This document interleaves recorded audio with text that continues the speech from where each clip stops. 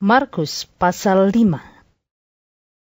Lalu sampailah mereka di seberang danau, di daerah orang Gerasa. Baru saja Yesus turun dari perahu, datanglah seorang yang kerasukan roh jahat dari pekuburan menemui dia. Orang itu diam di sana, dan tidak ada seorang pun lagi yang sanggup mengikatnya, sekalipun dengan rantai, karena sudah sering ia dibelenggu dan dirantai.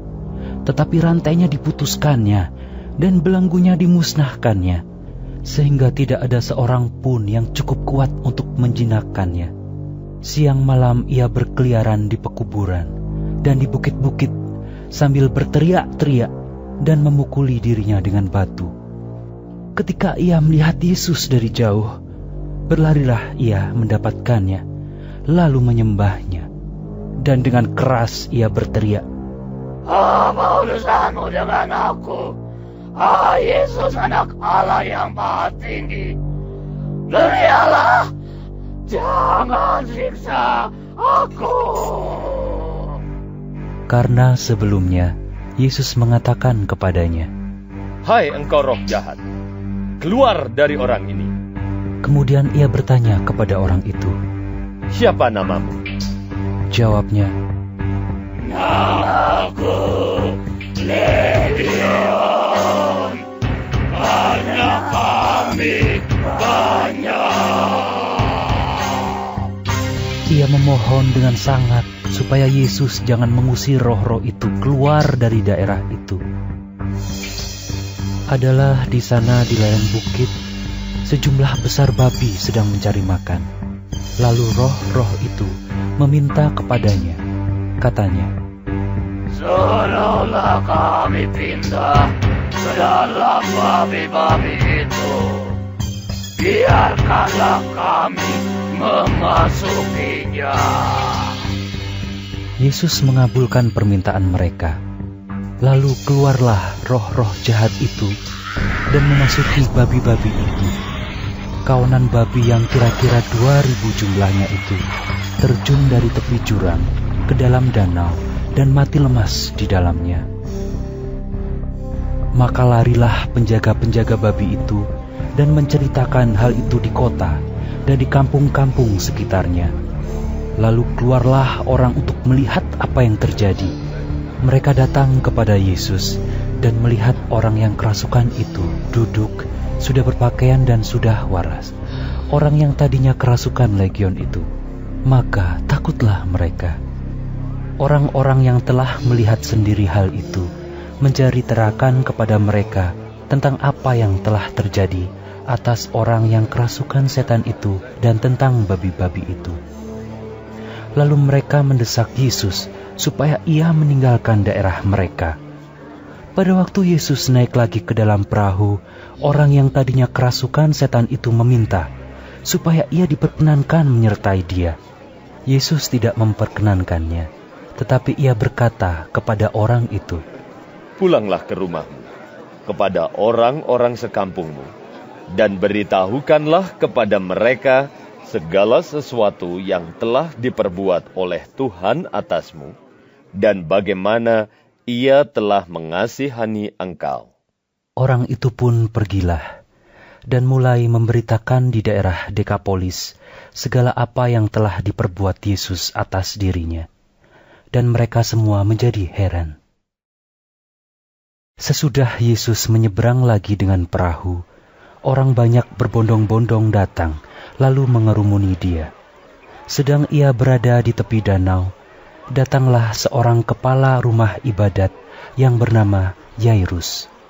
Ketika ia melihat Yesus, tersungkurlah ia di depan kakinya, dan memohon dengan sangat kepadanya, "Anakku perempuan sedang sakit, hampir mati. Datanglah kiranya dan letakkanlah tanganmu atasnya, supaya ia selamat dan tetap hidup." Lalu pergilah Yesus dengan orang itu. Orang banyak berbondong-bondong mengikuti dia dan berdesak-desakan di dekatnya. Adalah di situ seorang perempuan yang sudah 12 tahun lamanya menderita pendarahan. Ia telah berulang-ulang diobati oleh berbagai tabib, sehingga telah dihabiskannya semua yang ada padanya. Namun sama sekali tidak ada faedahnya, malah sebaliknya keadaannya makin memburuk. Dia sudah mendengar berita-berita tentang Yesus. Maka di tengah-tengah orang banyak itu, ia mendekati Yesus dari belakang dan menjamah jubahnya, sebab katanya, Asal ku jamah saja jubahnya, aku akan sembuh. seketika itu juga berhentilah pendarahannya, dan ia merasa bahwa badannya sudah sembuh dari penyakitnya.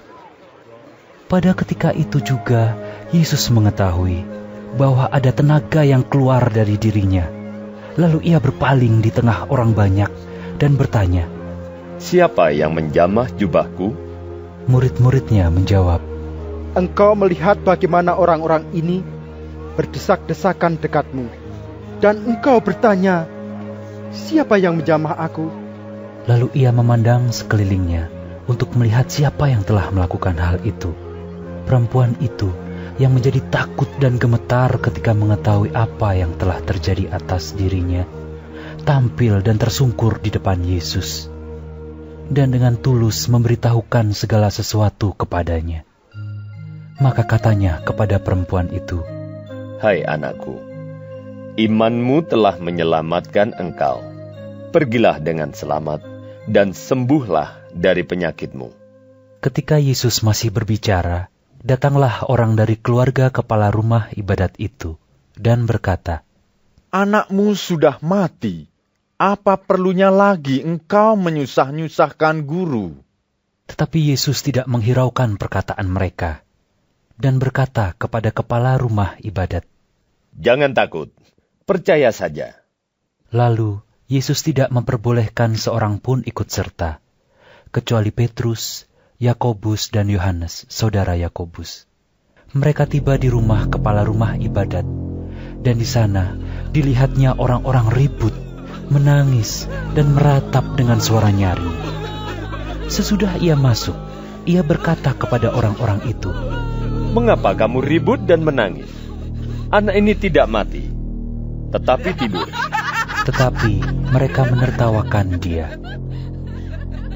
Maka diusirnya semua orang itu, lalu dibawanya ayah dan ibu anak itu, dan mereka yang bersama-sama dengan dia masuk ke kamar anak itu.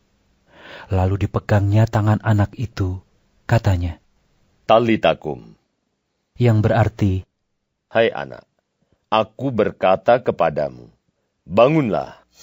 seketika itu juga anak itu bangkit berdiri dan berjalan, sebab umurnya sudah 12 tahun. Semua orang yang hadir sangat takjub. Dengan sangat ia berpesan kepada mereka, supaya jangan seorang pun mengetahui hal itu. Lalu ia menyuruh mereka memberi anak itu makan. Dengan sangat ia berpesan kepada mereka, supaya jangan seorang pun mengetahui hal itu. Lalu ia menyuruh mereka memberi anak itu makan.